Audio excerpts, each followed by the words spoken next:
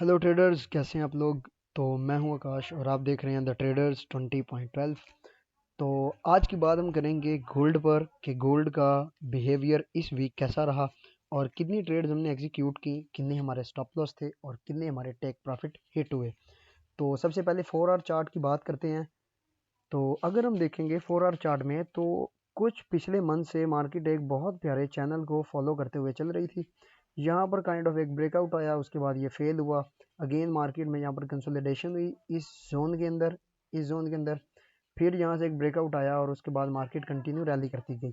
But हम अब बात करेंगे सिंपली 4 आवर की नहीं, बल्कि अपने डेली टाइम फ्रेम पर जब हम ट्रेड करते हैं 15 मिनट की। तो अगर मैं आपको थोड़ा जूम आउट करके दिखाता हूँ कि हमने कितनी ट्रेड्स ली, तो आपको नज़र आएगा कि हमने जस्ट एक, दो, तीन और चार चार ट्रेड्स ली इस वीक में। तो इसमें हमारा पहला टेक प्रॉफिट हिट हुआ, दूसरा भी टेक प्रॉफिट, तीसरा भी टेक प्रॉफिट और चौथा हमारा ये काइंड ऑफ ब्रेक इवन पे क्लोज हुआ। उसका रीज़न मैं आपको बताता हूँ कि क्यों हुआ। तो बात करते हैं थोड़ी सी 15 मिनट की पहली ट्रेड की। तो पहली ट्रेड हमने सिंपली एग्जीक्यूट की इसी लॉजिक पर लिक्विडिटी के अगर आप देखोगे तो मार्केट यहाँ से ट्रैवल कर रही थी, उसके बाद इसने काइंड ऑफ यहाँ पर लिक्विडिटीज बनाई और उसके बाद लिक्विडिटी स्वीप हुई, ऊपर से रेजिस्टेंस मिली और मार्केट स्ट्रॉन्ग डाउन साइड में मूव करती गई। तो पहली ट्रेड हमारी कुछ इस तरह थी लिक्विडिटी बेस पर। तो सेकंड ट्रेड हमारी कुछ इसी तरह थी। अगर हम देखेंगे कि ये देखो, अभी अगर आप थोड़ा गौर से देखोगे तो आपको नज़र आएगा कि यहाँ पर मार्केट एक ट्रेंड लाइन को फॉलो करते हुए डाउन साइड में जा रही थी। यहाँ पर सारे बायर्स के स्टॉप लॉस मौजूद थे। तो इसने क्या किया कि ऊपर एक स्ट्रॉन्ग रैली दी। अब रैली जो कंटिन्यू हुई वो नेक्स्ट लिक्विडिटी दिगर होती है। हमेशा जब भी मार्केट में कोई रैली कंटिन्यू होती है तो लिक्विडिटी टू लिक्विडिटी ही मार्केट चलती है ना।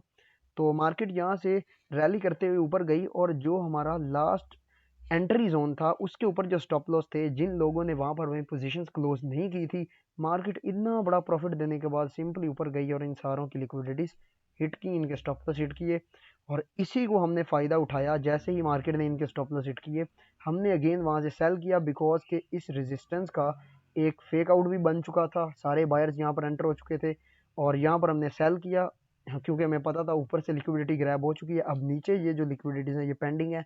So market strong down side में आई और हमारा टेक प्रॉफिट हिट किया और एक लिक्विडिटी लेवल से ही मार्केट ऊपर चली गई।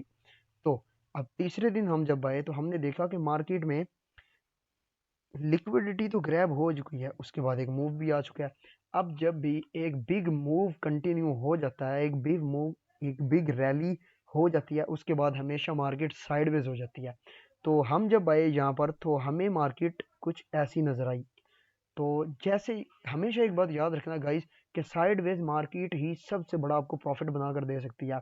बिकॉज कि साइडवेज मार्केट हमेशा एक बिग मूवमेंट के बाद आती है। जैसे ही बिग मूवमेंट हो जाता है उसके बाद एक साइडवेज मार्केट आती है जो कि रिटेलर्स के पार्टिसिपेट होते हैं। इस मूव में जो बिग प्लेयर्स थे उन्होंने प्रॉफिट किया। अब वो इस मूव में सिंपली बायर सेलर को एक्टिव होने और एंट्रीज बनाने की इजाज़त देते हैं। मींस कि अब सेलर्स ऊपर से सेल करेंगे, उनके स्टॉप लॉस ऊपर, बायर्स नीचे से बाय करेंगे, उनके स्टॉप लॉस नीचे। अब जब यहाँ पर दोनों साइड में एक ह्यूज लिक्विडिटी क्रिएट हो जाती है तो मार्केट सिंपली क्या करती है कि पहले एक साइड में ब्रेकआउट देती है। उस ब्रेकआउट के ऊपर 95% लोग बाय करते हैं बिकॉज कि एक जब साइडवेज जोन चल रहा होता है तो मार्केट में लोग उकता चुके होते हैं उस साइडवेज को देखते हुए, क्योंकि हर जगह पर एसएल हंटिंग हो रही होती है। मार्केट में हर जगह पर आपको आपका सेटअप नजर आता है। अब यहाँ से वो सेल करेंगे, मार्केट वापस आएगी, स्टॉप लॉस हिट। अब फिर इनकी एंट्री प्राइस पर, अब फिर यहाँ से सेल करेंगे, फिर मार्केट ऊपर एंट्री प्राइस पर, फिर सेल, फिर एंट्री, फिर सेल, फिर एंट्री। इसी तरह मार्केट में लोग उकता आ जाते हैं। तो वो वेट करते हैं कि किसी एक साइड में ब्रेकआउट हो, उस ब्रेकआउट पर हम बाय करेंगे या सेल करेंगे। तो ऐसा ही होता है कि ये देखो, अब ये रेंज थी मार्केट के साइडवेज जोन की। हमने यहाँ पर सिंपली क्या किया, जब हम आए तो हमने यहाँ पर एक ड्रॉ किया इस लाइन को जो कि सेलर्स के एसएल थे और इस लाइंस को नीचे ड्रॉ किया जो कि बायर्स के एसएल थे, जहां से बायर्स अपनी पोजीशंस बना रहे थे। तो हमने सिंपली 5 घंटे का वेट किया यहाँ पर कि किस टाइम हमें एंट्री मिलती है। अगर आप देखोगे तो ये देखो, हम जब आए तो 5 घंटे हमने वेट किया कि मार्केट या तो ऊपर वाली साइड में जाए और जो ये सेलर्स हैं इनके स्टॉप लॉस ग्रैब हों, जब ये लिक्विडिटी ग्रैब होगी तो यहाँ पर दो चीज़ें होंगी। इस रेजिस्टेंस जो कि ये जोन है, यहाँ पर जब ब्रेकआउट आएगा तो यहाँ पर बायर्स एक्टिव होंगे, वो अपनी पोजीशंस बनाएंगे और स्टॉप लॉस लगाएंगे नीचे वाली साइड पे। दूसरी चीज़ ये होगी कि जो सेलर्स हैं उनके स्टॉप लॉस ऊपर होंगे, और वो स्टॉप लॉस जब हिट होंगे तो मार्केट में एक ह्यूज लिक्विडिटी बनेगी, और ह्यूज लिक्विडिटी पर एक बेहतरीन मोमेंटम बनता है और एक साइड में ह्यूज रैली आना कंफर्म होती है। तो ऐसा ही हुआ, हमने वेट किया, 5 घंटे के बाद एक कैंडल ने ऊपर ब्रेकआउट दिया और ये सारी लिक्विडिटीज जो सेलर्स की थी वो ब्रेकआउट में ग्रैब हो गई। उसके बाद एक स्ट्रॉन्ग डाउन साइड में मोमेंटम आया। अब मैंने यहाँ पर एंट्री क्यों नहीं ली, क्योंकि अगर आप पीछे वाली ट्रेड में देखोगे तो यहाँ पर तो एंट्री ले ली थी, यहाँ पर क्यों नहीं ली? यहाँ पर एंट्री ना लेने का सबसे आसान जो रीज़न था वो था ये ट्रेंड लाइन, ये खतरनाक ट्रेंड लाइन। क्यों? कि हमेशा मार्केट जहां पर भी ट्रेंड लाइन हो उसे रिस्पेक्ट जरूर करती है। तो ऐसा ही हुआ, मेरी सोच बिल्कुल राइट थी वहां पर। जैसे ही मार्केट में ट्रेंड लाइन बनी, हमने इस एंट्री हमने असल में ये पोजीशन यहाँ पर लेनी थी जो कि हमने नहीं ली। तो हमने वेट किया, मार्केट ने यहाँ से हमारे थॉट के मुताबिक एंट्री ली, अगेन बायर्स को इनवाइट किया। उसके बाद फिर मार्केट ऊपर गई और जैसे ही अब ये रीटेस्ट हुआ, इसकी जब कैंडल रेड में क्लोज होना स्टार्ट हुई तो हमने यहाँ पर सेल किया, इसी के टॉप पर ऐसा लगाया। और अगर आप यकीन करो, जस्ट इस कैंडल में हमारा सारा टेक प्रॉफिट हिट हो चुका था, हमारी सारी लिक्विडिटी डाउन साइड की ग्रैब हो चुकी थी, हमारा ये डे यहाँ पर क्लोज हो गया। तो उसके बाद अब कल के दिन की बारी आई इस ट्रेड की। तो इसका सिंपल लॉजिक था कि जैसे ही मार्केट में हम आए तो मार्केट कुछ यहाँ से ट्रेवल कर रही थी और नीचे की जो लिक्विडिटीज थी अगर आप देखोगे तो ये वाली ये ग्रैब हुई। उसके बाद फिर मार्केट पुल बैक लिया, सेलर्स को इनवाइट किया, यहाँ से भी सेलर्स को इनवाइट किया, फिर यहाँ पर सेलर्स को इनवाइट किया इस रेजिस्टेंस के नीचे। बट अब यहाँ पर क्या हुआ कि मार्केट ने इन सेलर्स की जो लास्ट वाली लिक्विडिटीज थी उन्हें ग्रैब नहीं किया। अगर आप देखोगे तो ये देखो, एक मिनट, ये देखो ज़रा, ये देखो, जैसे ही ये लिक्विडिटीज को ग्रैब किया तो मार्केट ऊपर उठी, बट सेकंड टाइम इसी लिक्विडिटीज को यहाँ पर ग्रैब नहीं किया और ऊपर चली गई। अब यहाँ पर क्या हुआ, बायर्स की यहाँ पे एसएल हिट नहीं हुए, अगेन बायर्स को एंट्रीज मिली, अगेन बायर्स को एंट्रीज मिल गई। तो उसके बाद हमने वेट किया कि मार्केट क्या करती है। फिर मार्केट ने अपना रियल मूव दिखाया और जाकर इन सारे सेलर्स के स्टॉप लॉस हिट किए। अगेन इस रेजिस्टेंस के करीब से सेलर्स को फिर इनवाइट किया और फिर ऊपर ऑब्वियसली एसएल मौजूद होंगे इस हाई के ऊपर। अब यहाँ पर हमने देखा कि चलो भाई अब हम वेट करेंगे, एक हमने लेवल यहाँ बनाया, एक लेवल यहाँ बनाया। अब हमने वेट किया कि किस साइड का लेवल पहले ब्रेक होता है। जैसे ही मार्केट यहाँ से उठी ऊपर, ऊपर गई, ऊपर गई, और ये जो हाई था इसकी यहाँ पर एसएल हिट हुए, लिक्विडिटी ग्रैब हुई, हमने यहाँ से सेल किया और हमारा जो टारगेट था वो इस लो की लिक्विडिटी थी। बट अनफॉर्चुनेटली हुआ कुछ ऐसे कि मैंने अपना एसएल ब्रेक इवन कर दिया था, बिकॉज के उस टाइम 10 बज चुके थे रात के, और उसके बाद मैं सो गया।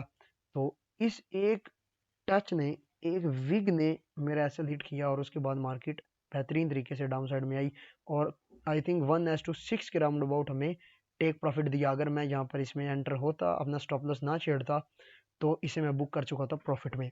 बट जो हुआ अच्छा हुआ। तो ये कौन सा लास्ट टाइम हमारी ट्रेड थी, हम फिर से पकड़ लेंगे।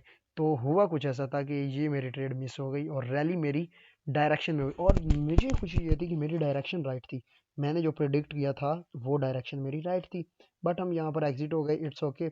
और उसके बाद आज की बात करें तो मार्केट आज हो चुकी है साइडवेज टोटली, ये पूरी कंसोलिडेशन हो रही है साइडवेज।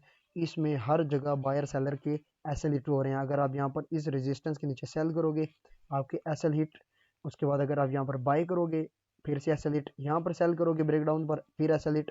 अब यहाँ से मार्केट में क्या हो रहा है कि देखो, अब यहाँ पर बायर सेल कर रहे हैं, सॉरी सेलर सेल कर रहे हैं, बायर बाय कर रहे हैं, सेलर सेल कर रहे हैं, बायर बाय कर रहे हैं, सेल बाय सेल बाय। अब जब तक ये दो हाइज की या तो ऊपर जाए, इनके स्टॉप लॉस हिट करे, रेजिस्टेंस लेकर डाउन साइड आएगी, ये तो फिर नीचे है और ये लिक्विडिटीज लेने के बाद डाउन साइड है। तो अगर इस टाइम हमारा मेजर व्यू आप देखोगे तो वो मेजर व्यू हमारा होगा ये, कि मार्केट सिंपली डाउन साइड में आ सकती है। यहाँ से मार्केट को ऊपर जाने के बाद इन सेलर्स को ट्रैप करने के बाद डाउन साइड में आना चाहिए।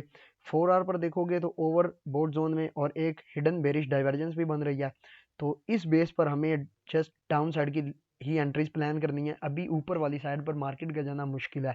रीज़न क्या हो सकती है कि क्योंकि अभी ऑल टाइम हाई अभी ब्रेक हुआ है और अभी लगाया है ऑल टाइम हाई, तो ऑल टाइम हाई के बाद ही जो नीचे से सेलर्स होंगे इस जोन से, उन्होंने यहाँ पर अपना प्रॉफिट बुक किया तो मार्केट स्ट्रॉन्ग डाउन साइड में आएगी। तो हमें जस्ट यहाँ पर वेट करना है डाउन साइड के सेटअप का, और वो कैसे मिलेगा, इस ट्रेंड लाइन की ब्रेकआउट पर बायर जाएंगे और सेलर्स कैसे लेट होंगे, और ये ऊपर एक रेजिस्टेंस भी है, तो ये एक kind of price action down side का बन सकता है। तो होपफुली आपको समझ आई होगी। तो देखते हैं कि क्या हमारा ये व्यू राइट होता है। अगर राइट हुआ तो वेल एंड गुड, अगर ना हुआ तो फिर भी हम इससे लर्न कर लेंगे। तो मिलते हैं नेक्स्ट वीडियो में। Good luck.